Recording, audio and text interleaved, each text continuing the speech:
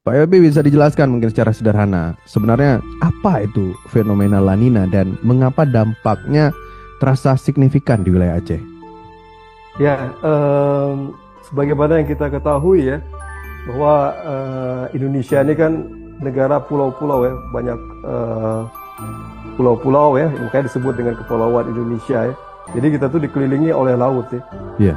Kemudian La Nina ini bersumber di Samudra Pasifik ya, jadi di bagian timur kita tuh ada Lautan Pasifik, di Hmm. bagian barat kita ada Lautan Hindia. Nah, dan pada suatu masa ya atau dalam periode 2 sampai 5, 5 sampai 7 tahun ada kalanya lautan itu memanas di atas kondisi normalnya begitu. Ada pula nanti lautan itu mendingin di bawah kondisi normalnya begitu. Iya. Jadi dalam rentang waktu 2 sampai 5 tahun. Nah, kemudian terjadilah yang fenomena yang kita kenal dengan ada El Nino, kalau lautnya mendingin di bawah kondisi normalnya.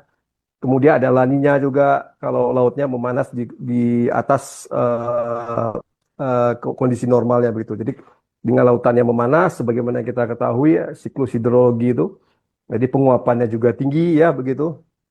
Kemudian terbentuklah awan-awan hujan, lalu awan-awan hujan turun begitu. Kalau misalnya lautnya memanas di atas kondisi normal, tentu Indonesia ini mengalami perawanan ya atau tutupan awannya yang tebal begitu, kemudian menimbulkan hujan lebat ya, hujan dengan intensitas tinggi.